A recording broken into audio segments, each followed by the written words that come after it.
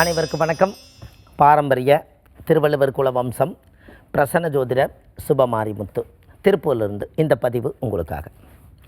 இன்றைக்கு ஒரு அற்புதமான ஒரு விஷயத்தை பற்றி இன்றைக்கி நம்ம பார்க்க போகிறோம். இதில் என்ன ஒரு நல்ல விஷயம்னு கேட்டிங்கன்னா, அதாவது நம்ம உடம்பில் இடுப்பு வலி, முழங்கால் வலி, கைகால் வலி, மூட்டு வலி, இந்த ஜாயிண்ட் பெயின், இது எல்லாத்துக்குமே முன்னோர்கள் ஒரு கோயில் கட்டி வச்சுருக்காங்க. பாருங்கள், நோய்களுக்குன்னே இந்த பதிவுகளை நம்ம உடம்பில் நோயை தெரிஞ்சுக்கலைன்னா முதல் நம்மளை பற்றி நம்ம தெரிஞ்சுக்கலின்னு அர்த்தம். ஏன்னா நம்ம நல்லா போயிட்டுருக்குறோம், நம்மளுக்கு என்ன நோய் வரும்னு நம்மளுக்கு தெரியுமா? ஒரு வலி வேதனை வந்ததுக்கப்புறம் தான் நம்ம ஆஸ்பத்திரி போகிறோம். அப்போ வருமுன் காண்பது தான் நம்ம நோயை பற்றி தெரிஞ்சுக்கணும். எல்லாமே முதல் வேலையை நீங்கள் இந்த டைரியில் எழுதி வைங்க. காலையில் 6:50 புதியும் சேனலில் இந்த மாதிரி ஆதிகால பரிகாரங்களை பற்றியும் ஆதிகால பரிகார கோயிலை பற்றி நான் சொல்லிட்டு வரேன். இதை முதலால் நீங்கள் ஒரு டைரியும் ஒரு நோட்டும் பக்கத்திலே டிவி முன்னாடி வைங்க. எதற்காகனா, நம்மளுக்கு நோய் வரலைன்னா நம்ம வம்சத்தில் அந்த நோய் இருக்கும். அந்த வம்சத்தை காப்பாற்றுறதுல நம்மளுக்கு ஒரு நல்ல பலன் உண்டு. அப்போ இன்ன நோய்க்கு இன்ன கோயிலுக்குதுன்னு நம்ம சொல்லிட்டா நீங்கள் அந்த இடத்துல ஒரு ஜோசியர் ஆயிடுறீங்க, ஒரு வழிகாட்டிய குருவாயிடுறீங்க. அப்போ இந்த இடத்துல நீங்கள் எழுதி வச்சிங்கன்னா உங்களுக்கு ஈஸியாக சொல்கிறதுக்கு சௌகரியமாக இருக்குமல்ல. எழுதாத கணக்கு அழுதாலும் வராதா? எழுதுனாத்தான் எதுவுமே தெரியும். எழுதுலின்னா ரெக்கார்டே இல்லையே. அதனால தான் அந்த காலத்தில் இந்த விஷயத்தை சொல்லியிருக்காங்க. பாருங்கள், மூட்டு வலி ஜாயிண்ட் பெயினுக்கு கோயில் கட்டி வச்சுக்கிறாங்கன்னா பாருங்கள். அப்போ அந்த இடத்துக்கு போகும்போது அது இயங்குது. அந்த உடம்பில் இருக்கக்கூடிய மூட்டு வலி, கைகால் வலி, முழங்கால் வலிக்கு நிறைய தைலம் போட்டு நம்ம தடவுறோம், மூ போட்டு தடவுறோம், எல்லாமே பண்ணுறோம். ஆனால் கடவுள்கிட்ட போகும்போது நிரந்தர தீர்வு. கடவுள்கிட்ட போகும்போது நிரந்தர தீர்வாகுதில்ல. அப்போ முன்னோர்கள் அந்த காலத்தில் இது எல்லாமே நம்மளுக்கு சொல்லி வச்சுக்கிறாங்களா இல்லையா? அப்போது இந்த கோவில் எங்கே இருக்குது அப்படின்னா, மகாபலிபுரம் பக்கத்தில் தான் இந்த கோவில் இருக்குது. சயன பெருமாள், அதாவது பூமியில் சயனம்னா படுத்திருக்கக்கூடிய பெருமாள், மகாபலிபுரத்துக்கு பக்கத்தில் சயன பெருமாள் கோயில் இருக்குது. இந்த கோவிலில் என்ன நெய்வேத்தியம்னு கேட்டிங்கன்னா, சாமிக்கு துளசி மாலை வாங்கி போடுறதும், துளசியை கிள்ளி தீர்த்தத்தில் போட்டு சாமி மேலே ஊற்றின தீர்த்தத்தை எடுத்து நம்ம குடிக்கிறது தான் நம்மளுக்கு சாமிக்கு நெய்வேத்திய பிரசாதம். இது சயன பெருமாளாக இருக்கிறனால, துளசி பெருமாளுக்கு உகுந்தனால துளசி தீர்த்தமே அங்கே கொடுக்குறாங்க. அது யாருக்கெல்லாம் கைகால் குடைச்சல், மூட்டு வலி, முழங்கால் வலி, இடுப்பு வலி இருக்குதோ அவங்களுக்கு இந்த நோய் குணமாக இருக்குன்னே இந்த கோவிலை கட்டி வச்சுருக்காங்க. வாழ்க்கையில் ஒரு முறை நீங்கள் போயிட்டு வரணுமா என்ன சொல்லுங்கள்? ஆனால் நம்மளுக்கு உடம்பில் இது ஒன்று மட்டும் எல்லாத்துக்குமே இருக்கும். ஏதோ ஒரு இடத்துல வலி வேதனை இருக்கும். கஷ்டப்பட்டு உழைக்கிறோம், பெயின் இல்லாமல் இருக்குமா?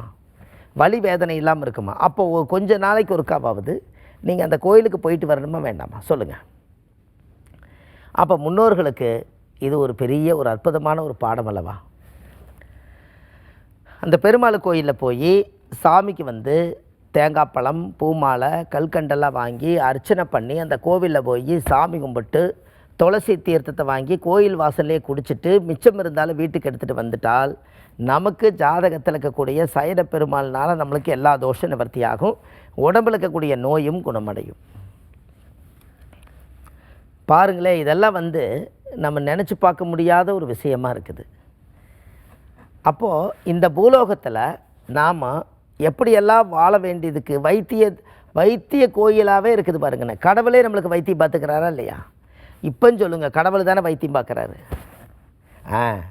அப்போது கடவுளோட வழியில் போய்த்தான் சில விஷயங்களை உடைக்க முடியுங்கிறதுக்கு சாமி தான் பெரிய மூலாதாரம்.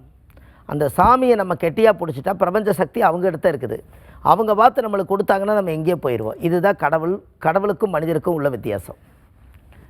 பாருங்கள், கோயிலுக்குள்ளே ஒரு 8 மணி நேரம் நம்ம அந்த இடத்துல இருக்கிறோன்னே வச்சுக்கோங்க. பூஜை பண்ணுறோம், அந்த கோயிலே 8 மணி நேரம் இருக்கிறோம். 8 மணி நேரத்துக்கு அப்புறம் நம்ம பூட்டிக்கிட்டு வீட்டுக்கு வந்துடுறோம். ஆனால் சாமி அங்கே தான் எத்தனை மணி நேரம்? 24 மணி நேரம் அங்கே தான் இருக்குதுங்கிறீங்க. பல்லாயிரம் வருஷமாக அங்கே தான் இருக்குது. இந்த பல்லாயிரம் வருஷமாக அங்கே இருக்கிறதுனால இந்த பூலோகத்தில் இருக்கக்கூடிய அந்த பிரபஞ்ச சக்தியிலிருந்து வரக்கூடிய அத்தனை பவர்களும் அந்த சிவலிங்கத்துக்குள்ளேயும் அந்த பெருமாளுக்குள்ளேயும் தான் அடங்கியிருக்குது. அப்போ இதிலிருந்து நம்மளுக்கு என்ன தெரியுதுங்க? நீங்கள் நல்லா யோசிச்சு பாருங்கள். ஒரு பிரம்மசக்தியை கையாளணும்னா கோயிலுக்குள்ளே தான் அந்த இறையருள் சக்தி இருக்குது. கருவறைக்குள்ளே பாருங்கள், எந்த பக்கமே ஜன்னல் இருக்காது. ஏன்? இந்த பிரபஞ்சத்திலேருந்து வரக்கூடிய காற்று அலைகள், கண்ணுக்கு தெரியாத காற்று அலைகள் போய் அந்த சிவலிங்கத்தினுடைய கடவுள் மேலே போய் மோதி அது ரிப்ளை ஆகி திருப்பி நமக்கே அது வருது. அதுதான் கோயிலை சுற்றி இருக்கக்கூடிய இரையாற்றல். அதனால தான் காம்பவுண்டு சுவர் கட்டி வச்சுருக்காங்க. எப்படி? இந்த காம்பவுண்டு சுவர் கட்டி வச்சுருந்தா அந்த இரையாற்றலை வந்து பிடிச்சு நிறுத்துமா, கண்ணுக்கு தெரியாமல் இருக்குமா? உங்களுக்கு ஒன்று தெரியுமா? ஒரு மனிதனுடைய உடம்புல இருக்கக்கூடிய ஆறா வந்து நம்மளுக்கு 1 அடி தான் இருக்கும். இதே பசுமாட்டுக்கு 1 மீட்டர் இருக்கும். அதனால தான் காலையில் எழுந்திரிச்சு கோமாதா பூஜை பண்ணாங்கன்னா பசுமாட்டை வந்து 3 முறை சுற்றி வருவாங்க. 19 முறை யார் சுற்றுறாங்களோ அவங்களுக்கு இந்த 1 மீட்டர் ஆறா வந்து நம்மளுக்கு கிடச்சிருமா. அந்த மாதமே நம்மளுக்கு சார்ஜ் போட்ட மாதிரி இருக்கும். அந்த ஆறா மட்டும் கிடச்சிருச்சுன்னா அவ்வளோ பெரிய சக்தியாக. மனுஷனுக்கு வந்து ஒரே ஒரு பிட்டு தான் இருக்குமா. ஒரு பிட்டுன்னு இங்கேருந்து இவ்வளோ தூரம் தான் நம்மளோட இரையாற்றல் கொஞ்சம் பரவி இருக்கும். அது கெட்ட ஆறாவாக இருந்தாலும் சரி, நல்ல ஆறாவாக இருந்தாலும் சரி, நம்ம உடம்புலேருந்து ஒரு ஒளி பரவுது இல்லையா, அது பாசிட்டிவாக நெகட்டிவாக வெளியில் பரவுதெல்லாம் அது ஒரு அடி தான் இருக்கும். ஆனால் பசுமாட்டுக்கு மட்டும் 1 மீட்டரே இருக்குமா. அப்படின்னா பாருங்கள், ஒரு 5 அடி இருந்தால் 1 மீட்டர் ஆயிருன்னு வச்சுக்கோங்க. அந்த 5 அடிக்கு 1 மீட்டர் அளவுக்கு இருக்குமா. அதனால தான் அவரை சுற்றி வந்தால் நம்மளுக்கு ஆக்டிவேஷன் அதிகமாகிறது. அதனால தான் இந்த மாடு பால் கறக்கிறது, சாணி அள்ளுறது, மாட்டு கோமியம் எடுக்கிறது, மாட்டு கொட்டாவிலே போய் அவங்க படுத்திருக்கிறது, இவங்களுக்கெல்லாம் ஆறாவோடவே வாழ்வாங்க. அதனால தான் அவளை ஆக்டிவேஷனை 4 மணிக்கு எந்திரிக்கிறாங்க. அவங்க 4 மணிக்கு எந்திரிச்சு பசுமாட்டை குளிக்க வைக்கிறாங்க, சாணி அள்ளுறாங்க, கோமாதா தீர்த்தம் பிடிக்கிறாங்க, அவங்களுக்கு உண்டான தீனியை போடுறாங்க, அதை கொண்டு போய் கட்டி வச்சு அவங்களுக்கு எல்லாம் வைத்து. ஏன் இவ்வளோ வேகமாக நடக்குதுன்னா இவங்க பசுமாட்டுடைய ஆறாவே இவங்களுக்கு சப்போர்ட் பண்ணுது. அதே மாதிரி தான் கோவில் இருக்கக்கூடிய ஆறா வந்து அந்த காம்பவுண்டு சுவர் வரைக்கும் இருக்கும்னா எத்தனை மீட்டர் இருக்குன்னு சொல்லுங்கள். அதுக்கு தான் காம்பவுண்டு சுவரை போட்டு லாக் பண்ணுறது காரணம். அதனால தான் கோயில் இருந்தால் காம்பவுண்டு சுவர் இருக்கணும். காம்பவுண்டு சுவர் இருந்துச்சுன்னா அந்த புத்துணர்ச்சியாக இருக்கக்கூடிய பவர் காம்பவுண்டுக்குள்ளேயே இருக்கும். காம்பவுண்டு சுவர் இல்லைன்னு என்னாகும், வெளியில் போகக்கூடிய அத்தனை நெகட்டிவும் கோயிலுக்குள்ளே வரும். இதனால தான் காம்பவுண்டு சுவர். எப்படி? அந்த காலத்தில் முன்னோர்கள் வேலின்னு, அதுக்கு பேர் வேலின்னு வச்சாங்க. இப்போ நம்ம இங்கிலீஷில் ஆங்கில வார்த்தையில் காம்பவுண்டுன்னு வச்சோம், கேட்டுன்னு வச்சோம், கதவுன்னு வச்சோம். எல்லாமே வார்த்தைகள் எல்லாம் ஓகே. ஆனால் கோயிலை சுற்றி இரையாற்றல் நம்மளுக்கு வேணும்னா நம்மளை சுற்றி இருக்கிறதுக்கு எப்படி ஒரு அருட்காப்பு இருக்குதோ அது மாதிரி கடவுள் சுற்றி இருக்கிறதுக்கு ஒரு அருட்காப்பு இருந்தே தீரணும். இப்படியெல்லாம் இருந்தால் கண்டிப்பாக நீங்கள் நல்லா இருப்பீங்க. மகாபலிபுரம் பக்கத்தில் தான் அந்த கோவிலுக்கு இது சைன பெருமாள். துளசி மாலை வாங்கிட்டு போங்க, துளசி தீர்த்தம் கொண்டு வந்து வீட்டில் தெளிங்க. உங்கள் உடம்பில் வந்து எல்லா கைகால் இருக்கக்கூடிய அத்தனை வலியும் வேதனை நிவர்த்தியாகும் என்று சொல்லி எல்லாம் இந்த ஆதிகால பரிகார புத்தகத்தில் A4 சைஸு 1736 பரிகாரங்கள் கொண்ட புத்தகம். இந்த புத்தகம் வந்து நம்ம ஆன்லைன்லேயே கிடைக்கிது. 2 நாளில் உங்கள் கையிலே கிடச்சிரும். இந்த புத்தகத்தை ஒன்று படித்தா போதும், நம்மளுக்கு கிட்டத்தட்ட பார்த்திங்கன்னா இந்த புத்தகத்தில் இருக்கிற அறிவெல்லாம் நமக்கு வந்துடும். இந்த புத்தகத்தை நம்ம என்ன எழுதியிருக்கிறோமோ அதை ஃபுல்லாக படிச்சிட்டோம்னா இதோட அறிவெல்லாம் நம்ம மூளைக்குள்ளே செயல்பாடாயிருங்கன்னு அந்தளவுக்கு இதில் வந்து விஷயத்தோடு எழுதியிருக்கேன். இந்த புத்தகம் விருப்பம் உள்ளவங்க வாங்கி படிக்கலாம் என்று சொல்லி, அது இல்லாமல் நம்ம ஜாதகம், பிரசன்னம் எல்லாமே பார்க்குறோம். சென்னையில் வடபழனி முருகன் கோயில் தெப்பக்குளம் வாசல்லையே நம்ம ஜோதிட அலுவலகம் இருக்குது. அங்கே தான் நம்ம வந்து ஜாதகம் பார்க்குறோம். இது இல்லாமல் சனிக்கிழமை, ஞாயிற்றுக்கிழமை, திங்கக்கிழமை நம்ம ஜோதிடம் பார்க்குறோம். மற்ற தினங்கள் திருப்பூரில் பார்க்குறோம். பாருங்களேன், இது எல்லாமே மக்களுக்கு சார்ந்து இருக்கக்கூடிய விஷயங்கள். அப்போ இது எல்லாமே வந்து நம்மளுக்கு முன்னோர்கள் வந்து இதை உருவாக்கி வச்சுருக்காங்க.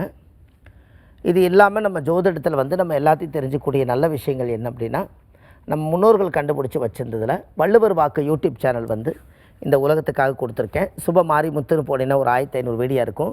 காசி, கயா, புத்தகயா, அயோத்தி, ராமேஸ்வரம், திருச்செந்தூர் இந்த ஆலயங்களெல்லாம் அழைச்சிட்டு போய் ஆலய தரிசனம் பண்ணி வைக்கிறோம். எல்லாமே மக்களுக்கு தெரிஞ்சுக்கிறதுக்கு, முழு விவரம் தெரிஞ்சுக்கிறதுக்கு ஜோதிட வகுப்பு எடுக்கிறோம். ஜோதிட வகுப்பு ஒரு பேட்ச் ஜென்ஸ் படித்து முடிச்சிட்டாங்க. இப்போ லேடிஸ் 108 பேருக்கு இப்போ ஜோதிட வகுப்பு எடுத்துகிட்ருக்கேன். அந்த வகுப்பில் கலந்துக்கிறவங்க கீழே போயிட்டு இருக்க நம்பருக்கு கால் பண்ணிங்கன்னா ஒரே வருஷத்துக்குள்ளே நம்ம முழு பயிற்சி அடைஞ்சு ஜோதிடம் கற்றுக்கலாம் என்று சொல்லி, பாரம்பரிய திருவள்ளுவர் குல வம்சம் பிரசன்ன ஜோதிடர் சுபமாரிமுத்து திருப்பூரிலிருந்து இந்த பதிவு உங்களுக்காக. நன்றி, வணக்கம்.